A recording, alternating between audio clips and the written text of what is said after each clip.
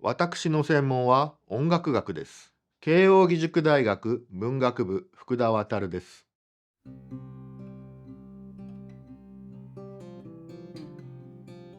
私の研究対象はフランツ・リストという19世紀の作曲家です。彼の伝記を執筆したのはもう20年ほど前のことになります。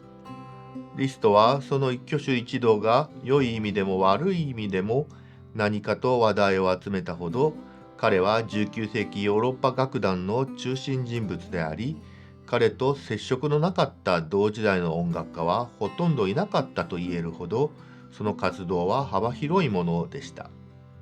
しかし、そうした彼の多彩な活動や思想は、現在では十分に知られているとは言えません。少しでも彼の活動の本質に迫ること、それが私の研究目標です。1835年に芸術家の立場と彼らの社会的身分についてという著作の中で、リストは次のように述べています。フランスのカトリック教会は現代社会の忠告と愛を全く失っています。音楽は民衆と神に向き合わねばなりません。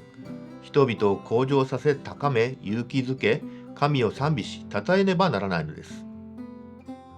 1856年に出版された公教師オルフェウスという作品の初版の序文では、人間性自体には残忍野蛮肉欲という本能が認められますが、それを和らげ穏やかにし気高くすることが芸術の使命ですと記しています。また1865年の書簡では、音楽は本質的に宗教的ですと述べるに至っています。こうしたリストが晩年、私の最上の作品の一つと考えていた作品が声楽曲アッシジの聖フランチェスコの太陽賛歌です。この作品は有名な2つの伝説とも主題の上で関連があることでも知られています。本作品の成立過程についての調査が私の近年の研究テーマの一つでもあります。ドイツのバイマルにある自筆譜とハンガリーのブダペストにある自筆譜から、これまで全く知られていなかったトロンボーンのためのバージョンがあることを私が発見しました。その初版譜がこちらになります。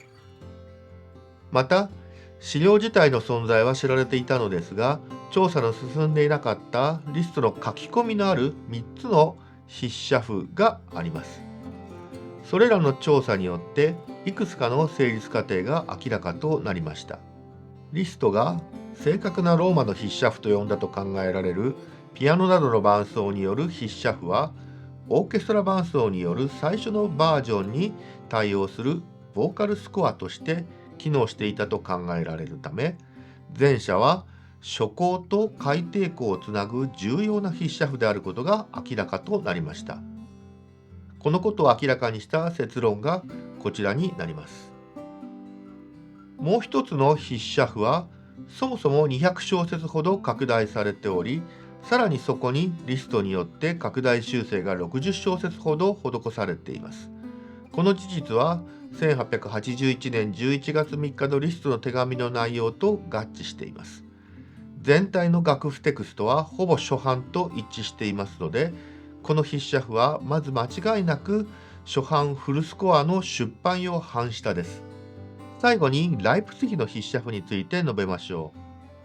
この楽譜の存在は知られていましたが、私の調査によって初めてリストの手の入った筆写譜であることが確認されました。さらにこれは改訂項のボーカルスコア初版の出版用版下と考えられることも明らかとなったのです。そのことを明らかにした設論はこちらになります。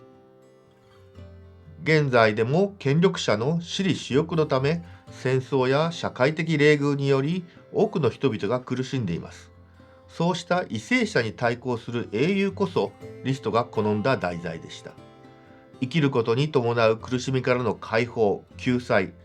それこそが芸術の使命であり、本質的に宗教的な音楽はこの救済という役割を担い、人間と神との仲介となります。こうした宗教にも似た音楽の役割、それこそがリストが目指した芸術宗教であり、彼の壮大な理想の世界でした。彼の優れた作品の多くはこうした音楽観に基づいています。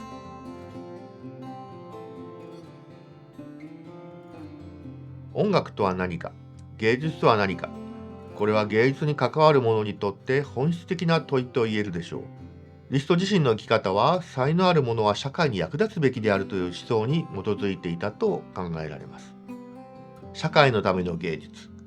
救済としての音楽、これがリストが見出した彼なりの答えだったと言えます。